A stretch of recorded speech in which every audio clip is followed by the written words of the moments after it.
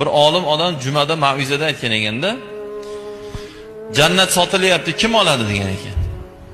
Shunda endi hali fitnachi odamga taraf yo'q, darrov bo'ldi, domla ushaldi, mana endi xato gapirdi bu. Chaynab yuboramiz deb. Endi hali ichi balchiq odamga taraf yo'qda endi. Darrov fitna qilib, sen nimalar deyapsan? Sen jannat sotadigan bo'lib qoldingmi?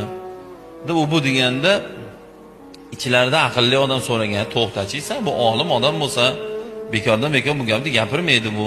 Nimaga uni deyapsiz? Ustoz desa aytgan ekanlarga, masjidda qurilish bo'lyaptimi? Qurilish bo'lyapti. Ha shu qurilishga qatnashib, hisseni qo'shib, jannatni sotib ol deyapman degan ekanda bu degan. Chunki masjid qurganga garantiya 100% aniq jannatda qasr beriladi. Sahobalar aytishganda, biz pulimiz yo'q, kambag'al biz, o'zimiz masjid qura olmaymiz, qanday qilamiz deganda, qo'lingdan kelgan hissani qo'shgin, jannatdagi qasr senga beriladi degan ekanlar Rasululloh alayhi vasallam. Ya'ni qo'ldan kelgan bitta